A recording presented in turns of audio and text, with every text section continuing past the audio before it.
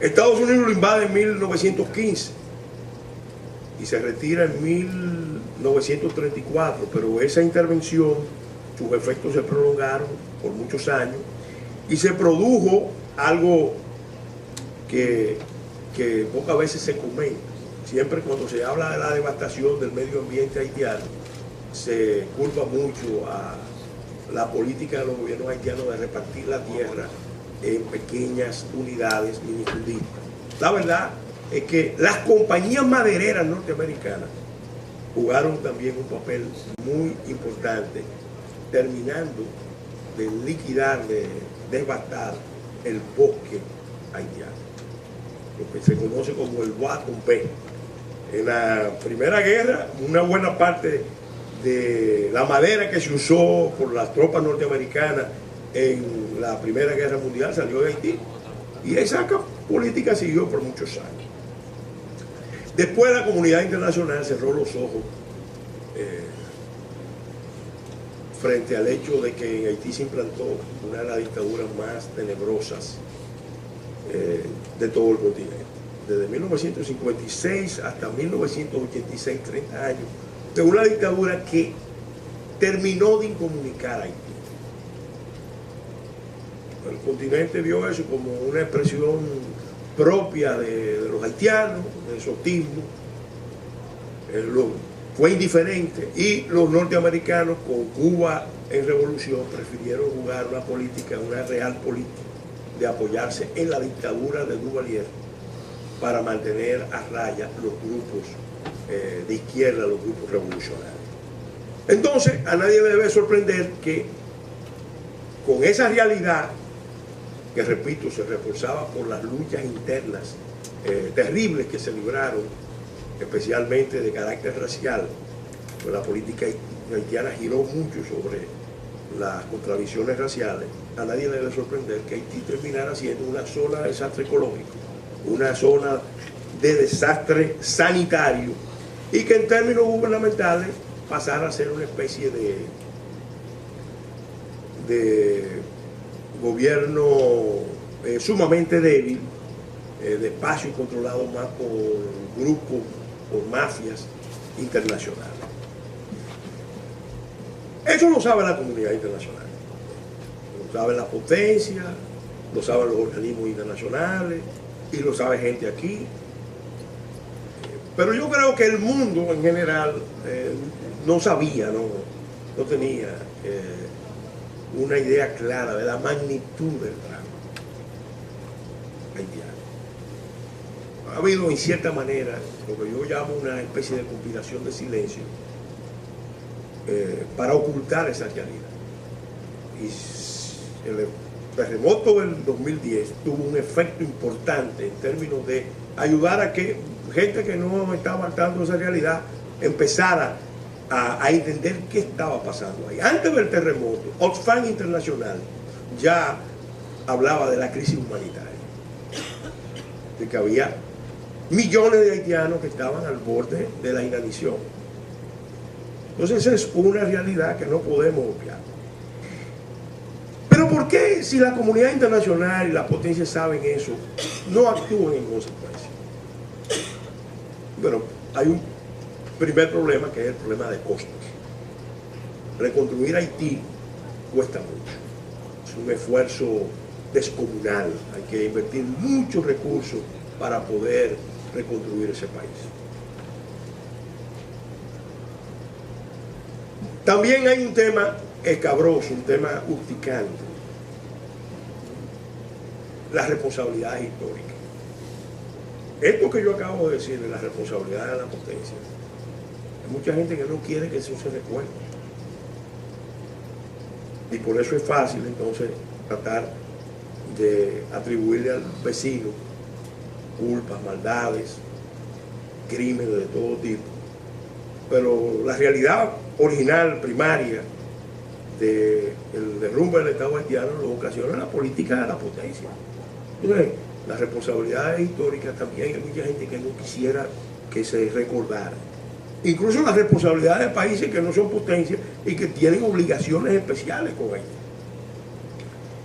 Igualmente, ese tema no se aborda porque se entiende que el esfuerzo de reconstrucción, que es lo que procede en el caso de Haití, es un esfuerzo sumamente prolongado y hay mucho temor a sentar los precedentes, porque el tema del Estado fallido no es un fenómeno aislado.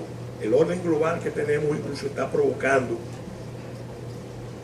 más estados fallidos de lo que la comunidad internacional puede manejar, y eso hace que no se quiera abordar este tema con el nivel de responsabilidad y de compromiso que exigen las circunstancias imperantes.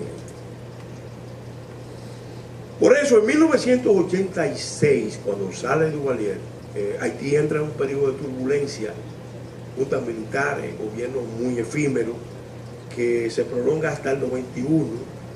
En el 91 elige a un gran líder de Haití, porque hay que reconocer que Jean-Bertrand Aristide, aunque no tiene mucha simpatía por los dominicanos, sí es un gran líder. Y resulta que Jean-Bertrand Aristide fue derrocado tiempo después de haber sido elegido, y se generó una crisis donde se internacionalizó el problema. Una crisis, la famosa crisis de los Bold People haitianos. Desde el 95 hasta el 2014, del 94 al 2014, entonces tenemos un periodo de intervenciones en Haití. Hay una presencia de MINUSTAH desde esa época. Estamos hablando de 20 años. Hay tres cosas que podemos perfectamente identificar como resultado de la acción internacional en Haití. Primero, ellos han sido consistentes evitando que los flujos de migrantes haitianos salgan por mar hacia los Estados Unidos, hacia los territorios del Reino Unido, especialmente Turcas y Caicos, y hacia los territorios de Francia. Yo tuve la oportunidad de hablar con el enviado del presidente Chirac,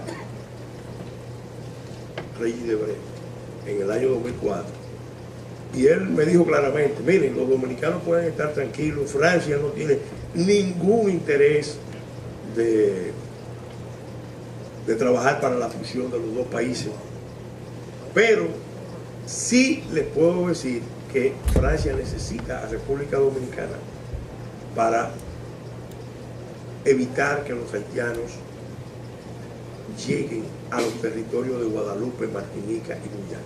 Necesitamos que ustedes hagan un esfuerzo para evitar que ellos lleguen allá, porque están saliendo desde los aeropuertos dominicanos y nosotros mismos estamos muy sometidos a presión de nuestras comunidades de ultramar, porque sencillamente el Caribe, que ahora nos cuestiona, nos condena, nos critica, es, sin lugar a dudas se puede probar, el que consistentemente ha rechazado más la migración haitiana.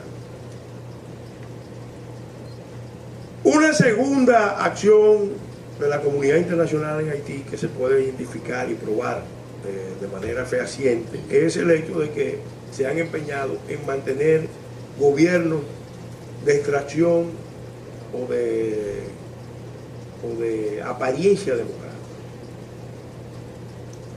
No importa que tengan capacidad o no de transformar la vida de Haití, consistentemente la comunidad internacional ha demandado elecciones, la elección de un gobernante, no importa que gobierne o no gobierne. Incluso se llegó a dar un periodo donde el presidente estaba representando a Haití, pero no había Congreso. Pasaron 3 años con esa realidad. Lo importante es que ahí se vio claramente que el esfuerzo de la comunidad internacional, de los organismos internacionales, OEA, ONU y todo el sistema internacional, no ha estado dirigido a la reconstrucción. Es una gran burocracia civil, militar. Los propios haitianos han denunciado eso. Han denunciado incluso cómo las ONGs, en nombre de Haití, de la pobreza de los haitianos, básicamente capturan una buena parte de las contribuciones y donaciones que se dan en el mundo para la causa de los haitianos pobres. El tercer resultado de la acción internacional en Haití ha sido también, se puede comprobar muy claramente. Hay un empeño en evitar en que República Dominicana pase a ser lo que yo he llamado el estado pivote de Haití. Una zona de amortiguamiento, una válvula de escape a los problemas haitianos. Desde el año 86, consistentemente, al gobierno dominicano lo han estado condicionando, presionando, induciendo, atrayendo a la idea de que tiene que establecer un tipo de relación con Haití a cambio de algún tipo de beneficio o a cambio de, o cediendo a las presiones, manipulaciones y chantajes. ¿Cuál es el tercer componente del análisis? Bueno, el estado débil. Miren, cuando yo hablo de estado pivote, le voy a dar un testimonio personal. A mí me tocó acompañar al presidente Fernández, que en ese momento era candidato a la vicepresidencia con don Juan Bosch en el año 94. Él me invitó a que lo acompañara a Washington a un evento en el Departamento de Estado. Y estaban reuniéndose con todos los candidatos. Las elecciones del 94 aquí eran elecciones muy tensas. ¿Y cuál fue la posición americana? Muy clara frente a la República Dominicana, expresada por la subsecretaria Ann Patterson. Bueno, Estados Unidos tiene mucho interés en el proceso del 94, en mayo, porque nosotros necesitamos el surgimiento de un gobierno que nos ayude a nosotros a manejar la crisis haitiana. Nosotros no podemos manejar la crisis haitiana sin la cooperación importante, sin el involucramiento importante de República Dominicana. Obviamente fueron muy críticos con el doctor Balaguer, con las Fuerzas Armadas, a quienes acusaban de estar violentando el embargo y cooperando con los militares. Posteriormente yo llegué a hablar con el doctor Balaguer y con gente de su gobierno, y evidentemente el gobierno dominicano cooperaba con el embargo internacional, pero no quería llevarlo al extremo de que se provocara una implosión, una crisis mayor, y entonces eso terminara desestabilizando a República Dominicana.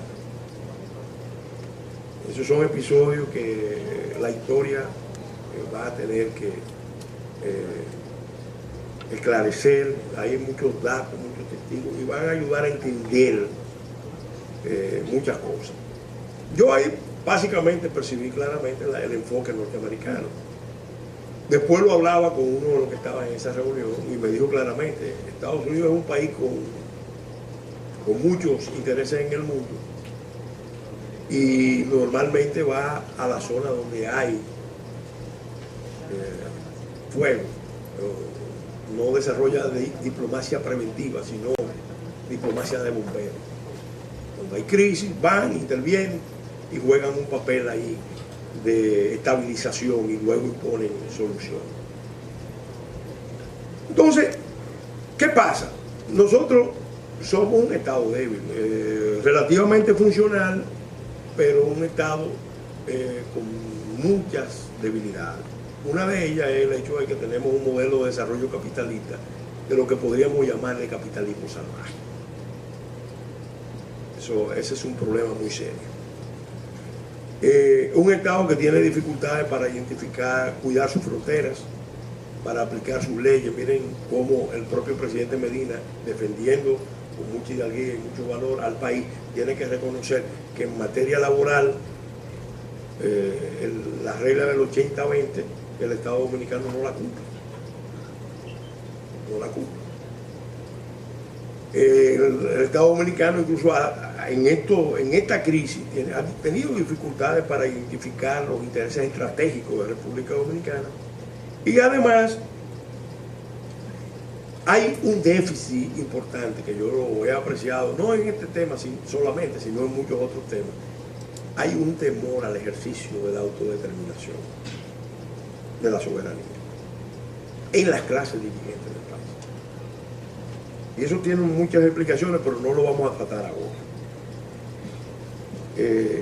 Eso hace que la posición nuestra sea vulnerable frente a la comunidad internacional. En una ocasión, hablando con un embajador del Reino Unido, me dijo, mire, lo que ustedes están planteando, los movimientos nacionalistas, realmente tienen todo el sentido. Ustedes no pueden hacerse cargo de los problemas haitianos, pero ustedes son los que los traen.